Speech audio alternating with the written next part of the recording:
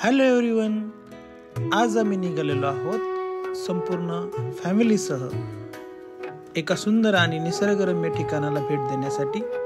आणि हे निसर्गरम्य ठिकाण आहे पुणे जिल्ह्यातील भोर तालुक्यात. चला तर मग पाहूया या निसर्गरम्य ठिकाणाचे विविध दृश्ये.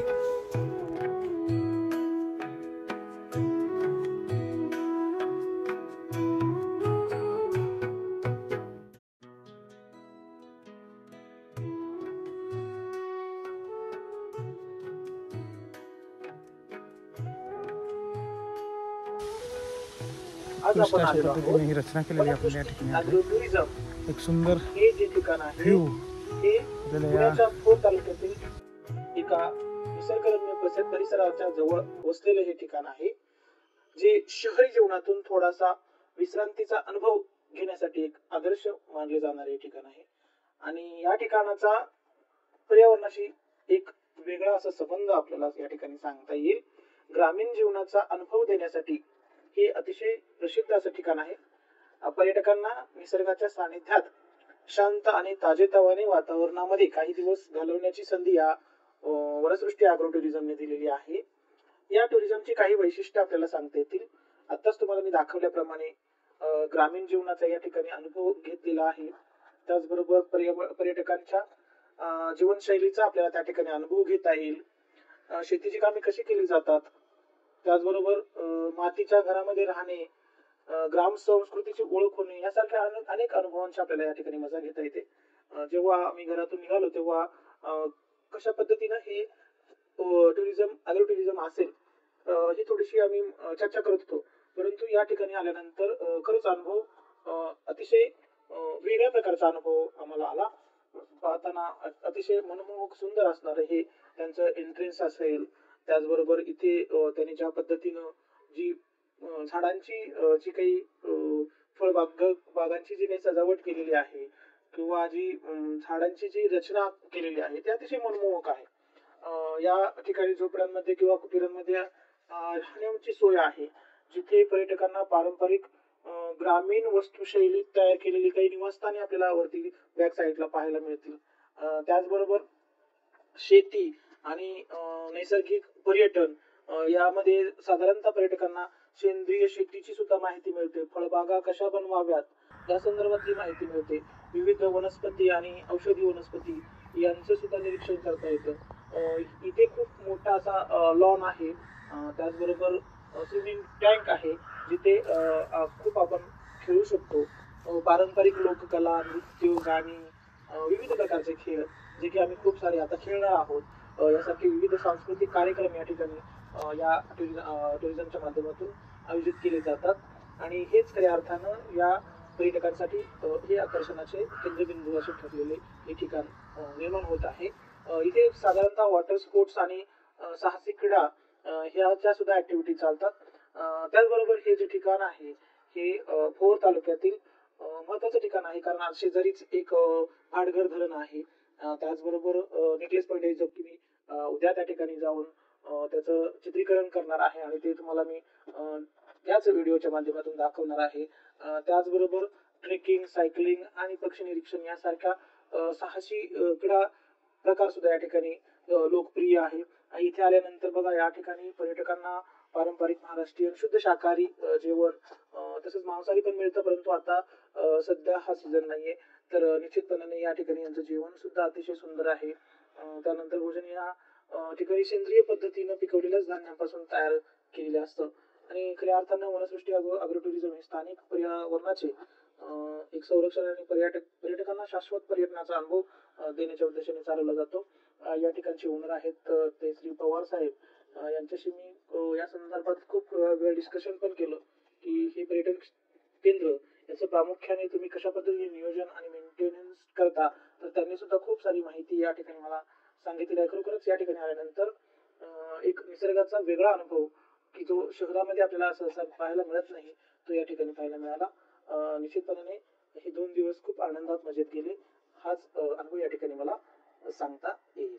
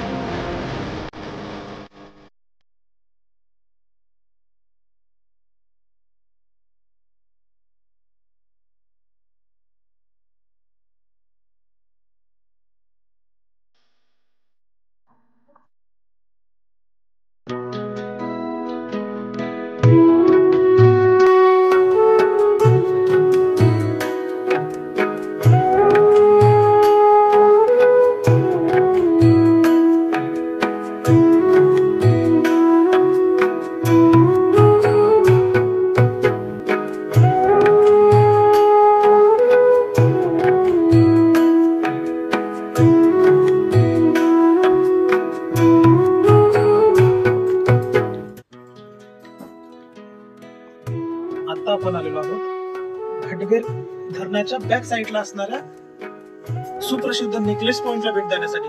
बघा माझ्या पाठीमागे जर तुम्ही पाहिलं तर हा एका नेकलेस प्रमाणे ह्या नदीने जे तिचं वळण आहे ते अशा नेकलेस प्रमाणे घेतलेलं आहे. आणि म्हणून पाहताना एक अतिशय मनमोहक असणारा किंवा मनमोहक दिसणारा हा देखावा आपण या ठिकाणी बघतोय. साधारणतः हे जे ठिकाण आहे ते अतिशय प्रसिद्ध ठिकाण आपल्याला